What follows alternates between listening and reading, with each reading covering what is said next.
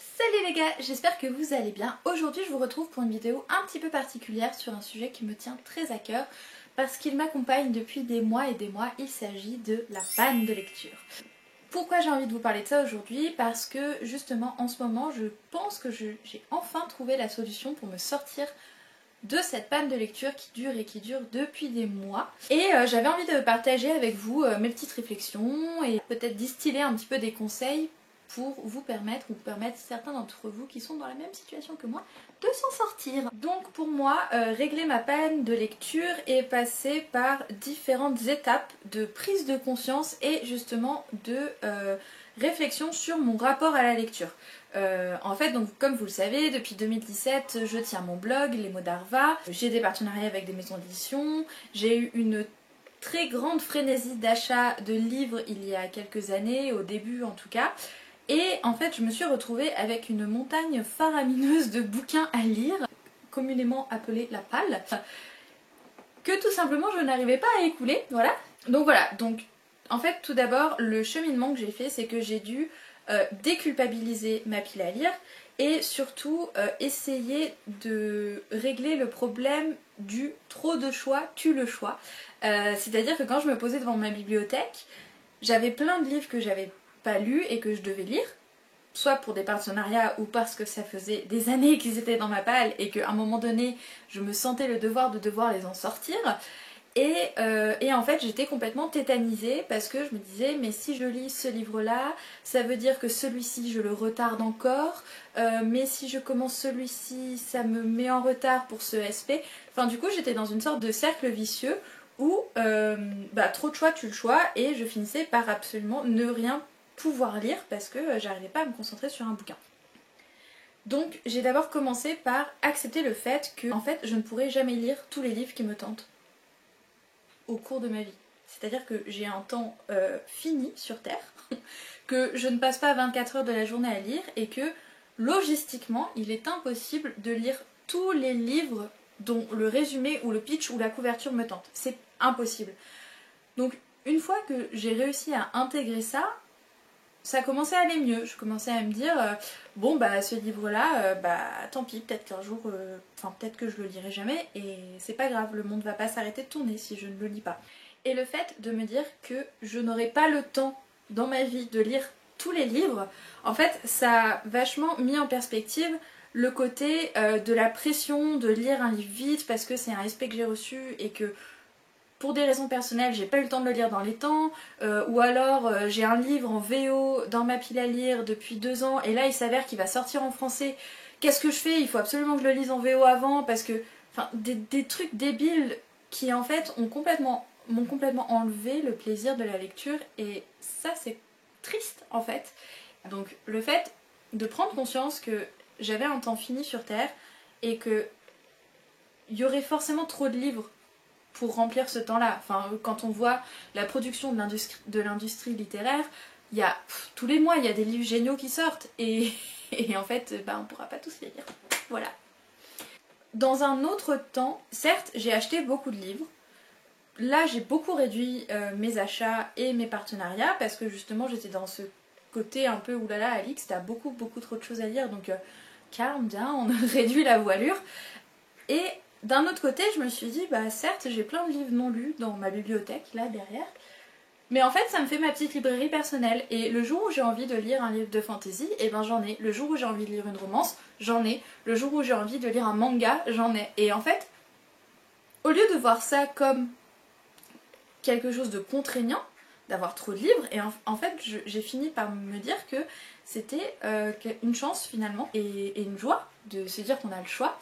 Et donc voilà, c'est un peu l'autre côté de la médaille et la balance que je suis en train de réussir à accomplir. Il y a encore du chemin à faire, mais je suis sur la bonne voie. En parallèle de ça, justement, en fait j'ai pris conscience qu'il y avait des livres que je n'ouvrirais jamais de ma vie.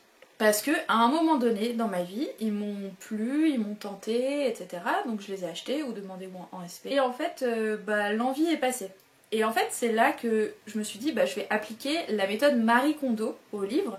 Et en fait pour vous la faire très simple, Marie Kondo elle nous aide à désengorger nos espaces, donc que ce soit au niveau des fringues, au niveau des livres, au niveau de votre appart ou de votre maison. Et en fait le truc c'est pour faire le tri et savoir les objets qu'on veut garder une fois qu'on les a dans nos mains. Est-ce qu'ils suscitent une petite étincelle, une joie, une émotion, de la nostalgie ou quelque chose comme ça? Et en fait, j'ai passé en revue toute ma bibliothèque et j'ai fait ça avec tous les livres, en les prenant et en me disant ah bah tiens, est-ce que ce livre me parle encore? Est-ce que j'ai encore envie de le lire? Est-ce que je l'ai lu? Est-ce qu'il m'a plu? Est-ce qu'il m'a saoulé? Est-ce que c'était mif-mouf? Est-ce que... Enfin voilà. Et en fait, j'ai fini par enlever une trentaine de livres de ma bibliothèque.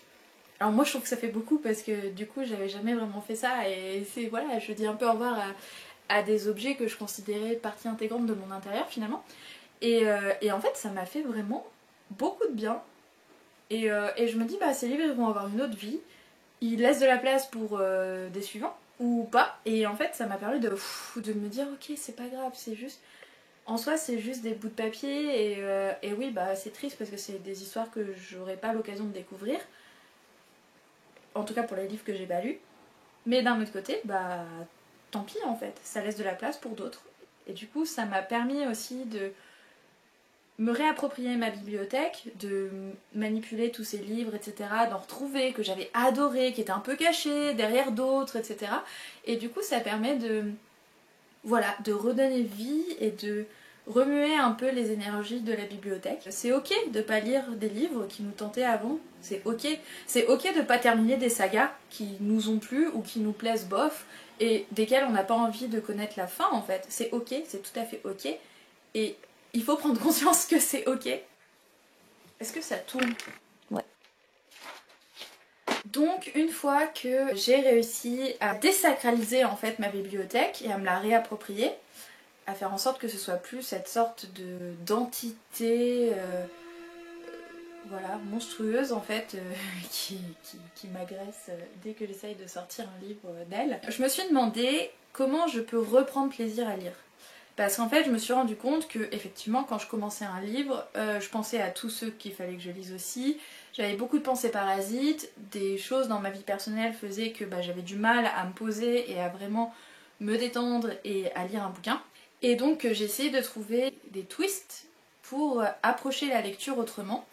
Et c'est d'abord passé par une envie d'éviter absolument tout ce qui est saga, tout ce qui est cycle de 14 milliards de livres avec des préquels, des séquelles, des machins, des bidules, des chouettes, saison 1, saison 2.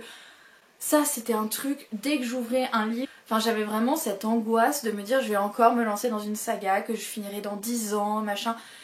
Et ça me stressait énormément. Donc du coup, au début j'ai commencé par privilégier les one-shots parce que finalement on se dit ok je sors ce livre et une fois que je l'ai fini c'est fini, l'histoire est terminée, j'ai tous les éléments, j'ai tout ce qu'il faut, je peux profiter de cette histoire dans sa globalité et j'ai pas besoin d'acheter ou de m'encombrer l'esprit et mes moments de lecture d'autres livres en fait. Donc pour les one-shots que je peux vous conseiller si vous êtes en panne de lecture, si vous adorez la fantasy, je peux vous conseiller To Kill a Kingdom, qui est une réécriture de La Petite Sirène et qui est absolument phénoménal. Franchement, je l'ai lu il y a 1 an et demi je crois. Et il est trop bien et il va sortir en français bientôt chez De Saxus. Donc allez-y. Et tous les livres de Alice Oseman, là dernièrement, j'ai terminé I Was Born for This et que j'ai lu en 2 jours et ça m'était plus arrivé depuis 1 an de lire un livre en 2 jours et franchement ça m'a fait trop du bien, j'étais émue d'avoir... Alors après je sais que faut pas forcément se dire oui il faut absolument que je lise vite et que je lise beaucoup et tout, non mais c'est juste que j'étais tellement prise dans le truc que mais ça glissait tout seul et ça m'avait tellement manqué ce sentiment d'être plongée dans un livre, d'être happée par une histoire, par les personnages, par leurs sentiments et tout. Et je suis sortie de ce bouquin en me disant putain j'ai fini un livre et je l'ai fini en 2 jours et je l'ai bouffé quoi. Et c'était trop bien. Alice Oseman pour sortir des pannes de lecture, en tout cas pour moi ça a beaucoup marché. Et puis bien sûr mon gros coup de cœur, Le Chant d'Achille. J'essaye de le placer à chaque fois que je peux mais c'est un one shot.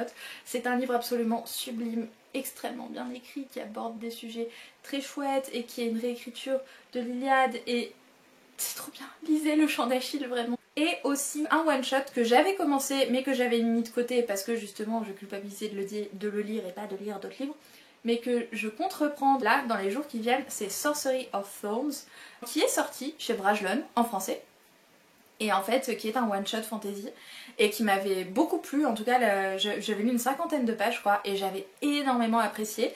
Et puis après bah, il a fini comme plein d'autres livres mis de côté, voilà. Ça ce serait mes recommandations. Pour retrouver le plaisir de lire, lisez des one-shots.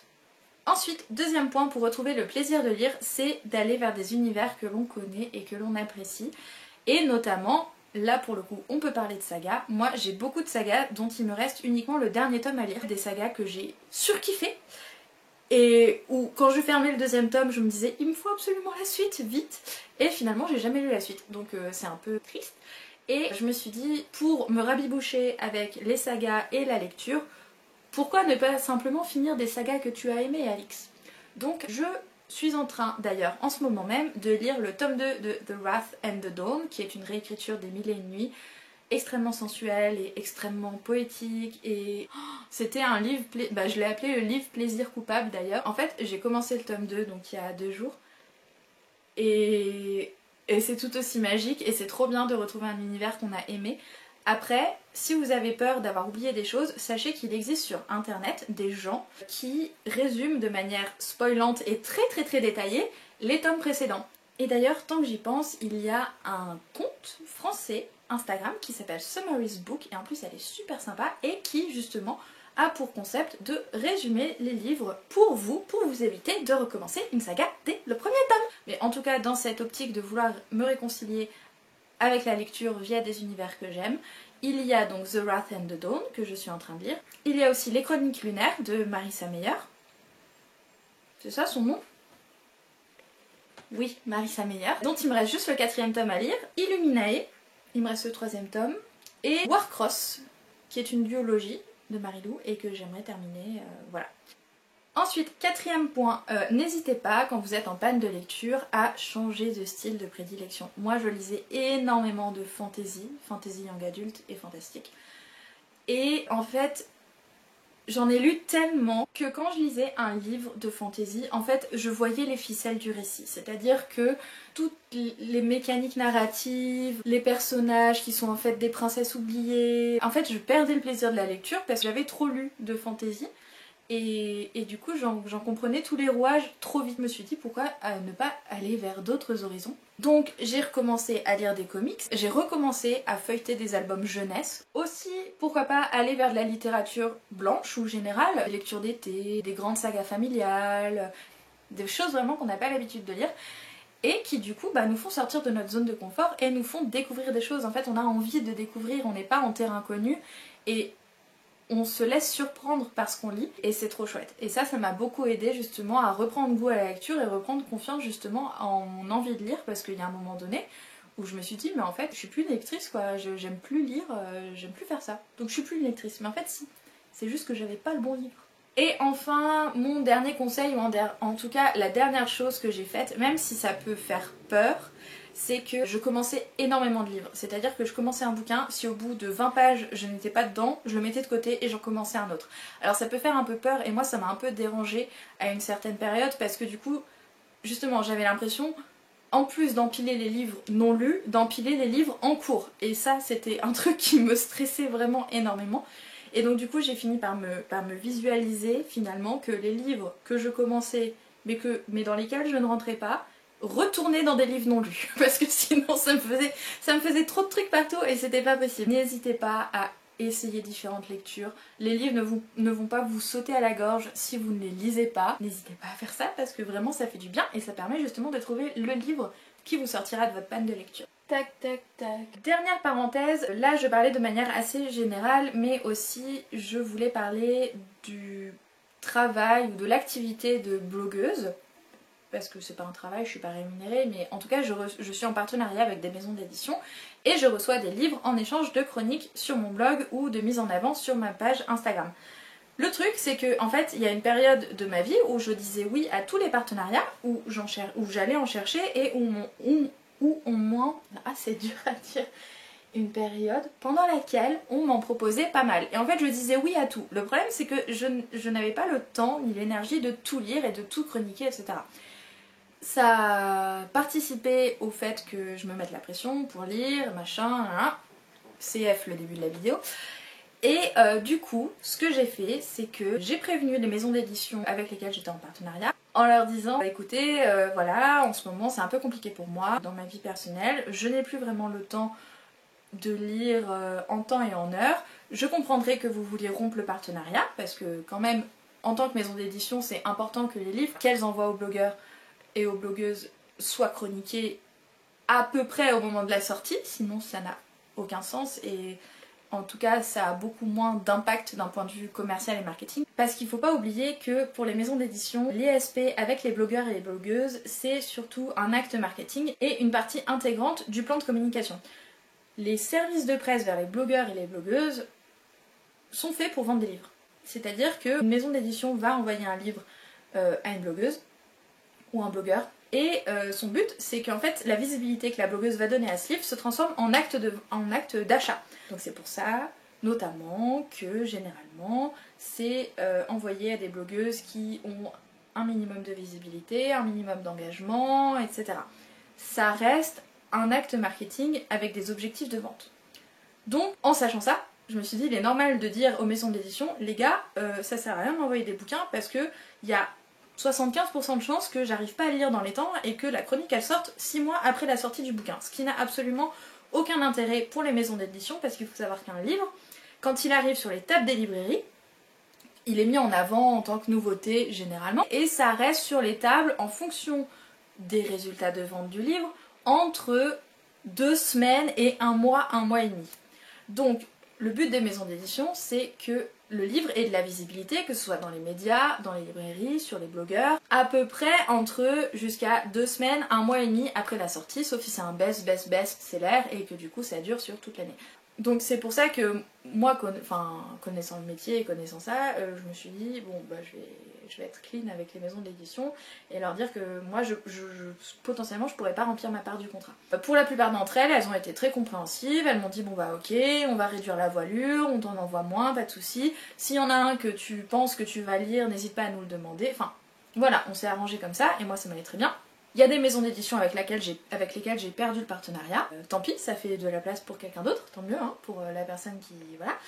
C'est le jeu, tant pis. Moi j'ai choisi de réduire justement cette partie de mon compte Instagram et de mon blog parce que ça me met trop de pression personnelle. Et voilà, c'est comme ça. Il faut aussi arriver à trouver un équilibre justement entre notre activité de blogueuse et la recherche des partenariats qui est amusante et qui c'est drôle et c'est vachement valorisant de demander des partenariats, demander jusqu'au jour où paf on en décroche un et c'est trop bien, c'est le Graal parce qu'on se dit sacre bleu. Notre travail il est valorisé, il est reconnu, donc je comprends tout à fait que ce soit pas un des buts mais une des préoccupations, une des envies des blogueuses parce que ça a été la mienne et c'est toujours la mienne. Moi il y a des maisons avec lesquelles j'ai des partenariats et avec lesquelles je veux rester en partenariat parce que j'adore leur catalogue. Faut être honnête aussi, je pense qu'à un moment donné quand on s'investit dans la création de contenu, de blogosphère, etc., je pense qu'on est tous et toutes plus ou moins passés par la case